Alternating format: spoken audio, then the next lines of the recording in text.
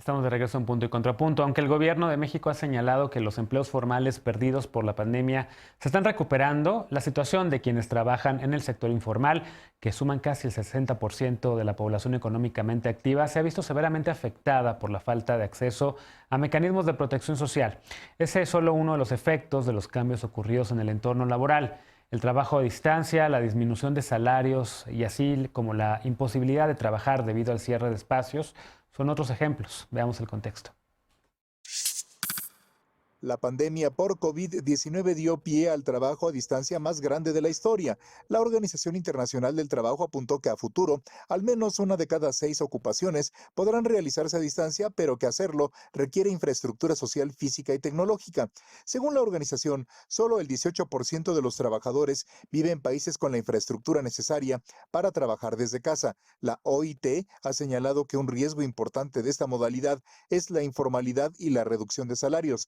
Oxfam ha advertido que la pandemia está expulsando a las mujeres del mercado laboral y que el trabajo remoto agrava esas desigualdades. En México, la OIT estima que quienes trabajan a distancia ganan en promedio 50% menos y que el 65% de estos trabajadores es mujer. En octubre, la OIT alertó que debido a la pandemia, millones se quedaron sin empleo, con disminución salarial o sin poder trabajar desde casa.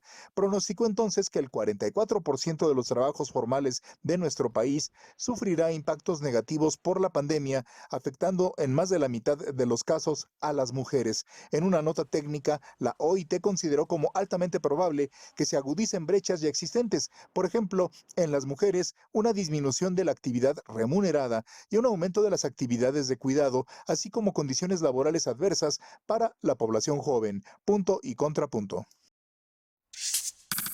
Segundo bloque a discutir, y Mónica, tú ya hablabas un poco sobre este tema precisamente de la desigualdad que provoca laboral y lo que está ocurriendo con el tema de COVID. ¿Qué más podemos decir de todo esto?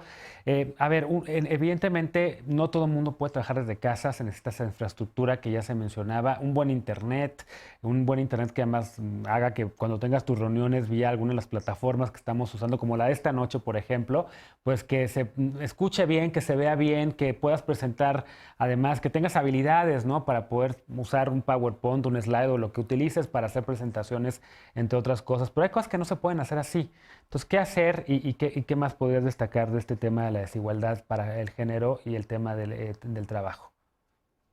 Sí, mira, yo creo que aparte de todo esto que ya se menciona, los espacios adentro de la casa son definitivos. El hecho de que los niños estén afuera de la escuela implica automáticamente que en las casas en donde hay pequeños en edad escolar se incrementó alrededor de 30 horas en promedio, ¿no? El número de horas a la semana que se tiene que cuidar a los niños, ¿no?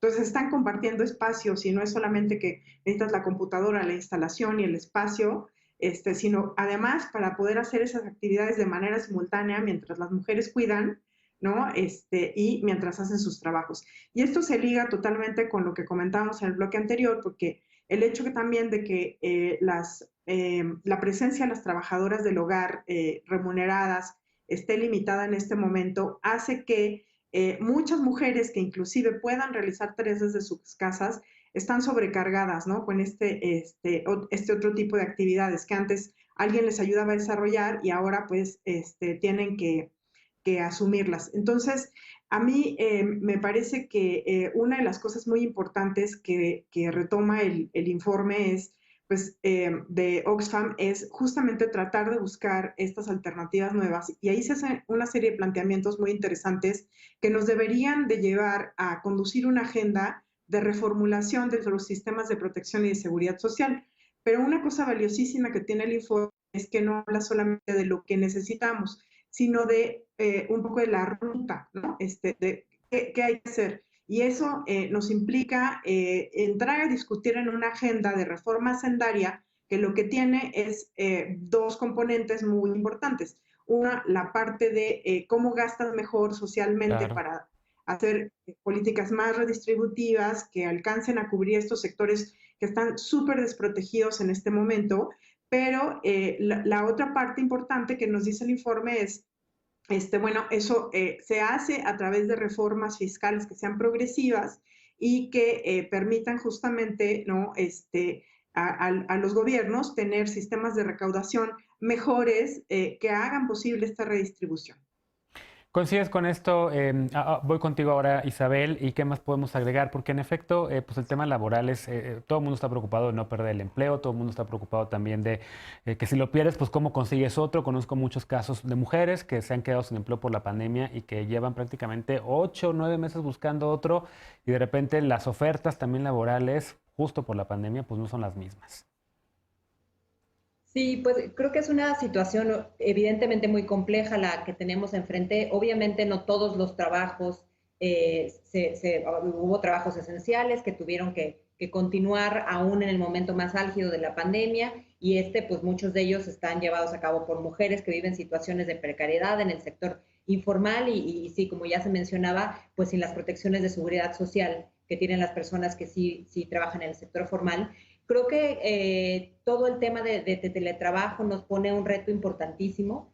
Creo que es interesante ver cómo, por ejemplo, desde Gire, hablando del tema de corresponsabilidad de la vida personal y laboral y demás, la flexibilidad de las condiciones laborales siempre había sido una de las cosas que se ponían sobre la mesa como una posibilidad que podía facilitar que las mujeres pues llegaran de mejor manera a esa corresponsabilidad. Y ahora con este, digamos, experimento forzado mundial de migrarse de manera masiva al teletrabajo, hemos visto también pues los claroscuros del mismo, ¿no? Vemos que no se permite la desconexión, como ya se mencionaba, bueno, hay 25 millones de niños y niñas que ahora están en casa en lugar de estar que estarían en la escuela normalmente, y las personas, en particular las mujeres que están pudiendo quedarse en casa y sostener su empleo, pues están teniendo que hacer al mismo tiempo que realicen estos trabajos de cuidado. Entonces, creo que ha sido una situación también bastante interesante de ver pues qué es lo que pasa cuando migramos estas millones de personas a una situación de trabajo a distancia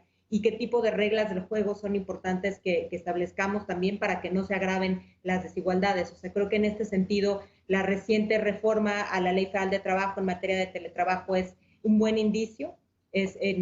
Todavía es insuficiente, pues va a ser necesario que se expida una norma oficial mexicana que dé mayores detalles al asunto, pero sí creo que eso nos puede al menos dar mayor claridad acerca de los límites de este tipo de trabajo, pues para que no suceda exactamente eso que se relataba al inicio, ¿no?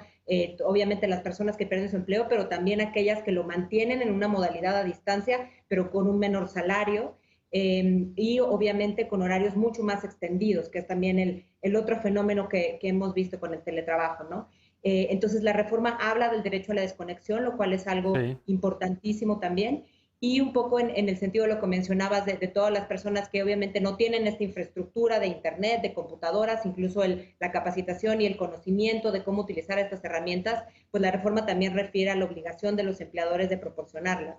Claro, Entonces, pues claro. ya veremos, la implementación obviamente es retadora, pero sí creo que eso nos da luz hacia un buen camino, digamos, de encontrar pues maneras más justas de poder adaptar estas formas de trabajo más flexibles hacia el futuro Claro. sin que esto signifique exacerbar desigualdades. Bien menciona lo del derecho a la desconexión, el derecho a que no te lleguen correos, y que no tengas que contestar el celular el sábado en días no laborables, y de tu jefa o de tu jefe que te está prácticamente, creo que en Europa ya hasta lo regularon y en efecto puedes demandar a alguien si el sábado o el domingo te busca para alguna cosa de chamba. Pero bueno, María, ¿cómo lo ves tú? ¿Consigues también, es una perspectiva, digamos, dice Isabel, pues hay como una ventana de oportunidad para hacer cambios, para transformar esto y para darle la vuelta a todo lo negativo que hemos visto este año en temas laborales? Sí, como parte de lo que mencionaba antes, de la forma en la que llegamos a poder enfrentar esta crisis, una población que quizás se nos ha olvidado mencionar es la población joven. Sí, Justo he participado en varios foros con jóvenes y nos decían, es que en mi casa, mi familia, la que aún conserva su trabajo, no tiene o no tiene los elementos o las herramientas incluso educativas para poderse conectar, y yo al mismo tiempo estoy buscando un trabajo que tampoco he tenido, y podemos ver cómo incluso en los datos el 70% de las personas que perdieron un empleo registrado ante el IMSS, digamos, formal, en el mes de abril, eran personas jóvenes, tenían entre 15 y 29 años. Entonces, como decías, es una ventana de oportunidad para poder enfrentar a nuevas formas de trabajar, pero también enfrentar a nuevas formas de incluir a todas y todos. Porque sí me parece que como decía antes, romper estas estructuras se necesita, ante esta nueva realidad o esta nueva normalidad o como le queramos llamar, se necesita de mentes muy creativas, de mentes muy abiertas a la conversación para encontrar nuevas soluciones. Sin duda, la pandemia nos ha llevado a encontrar soluciones en un contexto que nunca nos habíamos imaginado. Y si no incluimos las voces de todas y todos y no incluimos una perspectiva de derechos que nos dé la idea de o que nos permita tener el mismo piso para todas y todos, va a ser muy difícil poder llegar a una recuperación, reconstrucción o lo que sea a lo que vayamos a llegar. Entonces me parece que sí, que es muy importante volver a regular este tema del trabajo a distancia, pero también no olvidarnos de que hay un montón de personas que no tienen los elementos ni siquiera para poder trabajar a distancia. No se nos puede olvidar que estas brechas de desigualdad dejan fuera de estas posibilidades a mucha gente que en estos meses y ya casi un año ha tenido que enfrentarse a, bueno, pues ni modo, tengo que arriesgarme a salir de mi casa para poder traer algo de ingreso, porque muchas veces nos pasa que creemos que lo que está a nuestro alrededor es la normalidad. Claro. Y se nos olvida que hay muchas realidades y muchas historias atrás de los números y atrás de los datos que nos están diciendo todos los días quienes están enfrentando esta pandemia con estrategias mucho más complicadas, con estrategias Claro. de las que depende su bienestar, y no solo el bienestar de estos meses, sino quizás el del futuro. Y eso, creo que tenemos que empezar a voltear a ver soluciones desde estas ventanas de oportunidad que esta nueva realidad nos está ofreciendo. Claro. Ale, ¿qué otras oportunidades vemos para hacer un cambio? ¿Cómo cambiar, digamos, el panorama como lo estamos viendo ahora? Ya hablaba María sobre el tema también y lo trajo al debate también las personas jóvenes, ¿no? Hemos hablado solamente sobre mujeres en general y digamos que también mujeres que de repente pues tienen que trabajar en casa a la distancia y que de repente también tienen hijas o hijos y tienen que además hacer el trabajo de cuidados o alguna persona enferma en casa y demás. Pero ¿qué más están viendo ustedes para cambiar, digamos, esta perspectiva y ver luz al final del túnel, digamos, y tener un poco un tono optimista? Yo creo que yo quiero retomar el tema tributario, Genaro, porque me parece que ahí está la clave de muchos de las posibilidades. O sea, creo que uno de los mensajes más importantes hacia México es que tenemos un sistema de salud muy fragmentado, por ejemplo. Tenemos también un sistema laboral, y le llamo sistema porque lo laboral está asociado a la seguridad social, y entonces hay como esta gran promesa de que si tú tienes un trabajo formal vas a tener seguridad social, y a eso se somete las guarderías, las pensiones, el seguro por incapacidad y también el tema de servicios de salud, como si la salud fuera una prestación y no un derecho, ¿no? Y entonces creo que ahí hay como un gran tema que es, por ejemplo, el tema de construir un sistema universal de salud que pudiera igualar el acceso a la salud para todas las personas, que sería lo correcto en términos, digamos, de respeto y protección de los derechos humanos, pero ese tipo de proyectos no se puede llevar adelante si no se hace también una reforma tributaria que, como decía Mónica, sería una reforma que considerara impuestos progresivos, es decir, más impuestos a quien más dinero tiene, que creo que, como sabes, en este país pues hay grandes fortunas y luego hay una enorme mayoría de la población que está en circunstancias de enormes dificultades. Hay un dato que Oxfam México sacó específicamente para nuestro país, es que de las 12 personas más ricas de este país, de lo que acumularon en 9 meses de la pandemia, se podría duplicar el presupuesto en salud del IMSS para el 2021, para este año, y pagar el 100% de las vacunas de todas y todos los que vivimos acá. Entonces, creo que ahí hay un llamado específico a la reforma tributaria. Y si me permites un último comentario sobre este tema, también recuperar lo que se hizo en Argentina. En Argentina establecieron un impuesto de emergencia, porque el gobierno está enfrentándose a una situación no prevista en el presupuesto, donde claramente es difícil enfrentar estos nuevos gastos y estas nuevas condiciones pues, de precariedad laboral y de pérdida de empleo y demás. Y creo que estas presiones públicas sobre el presupuesto público sí se pudieran resolver, como hicieron allá en Argentina, con un impuesto a las grandes fortunas, que justamente pueden sufragar algunos de estos gastos. Y este sería un buen comienzo para cortar esas brechas de desigualdad. Buen tema. Yo te lo recupero en efecto porque sí vi justo esas cifras que mencionaba, sale en el reporte de Oxfam, de si estas personas, ese 1%, digamos, de las familias más ricas del mundo apoyaran los esfuerzos de la pandemia, pues podrían pagar todas las vacunas del mundo, todos los sistemas hospitalarios y demás.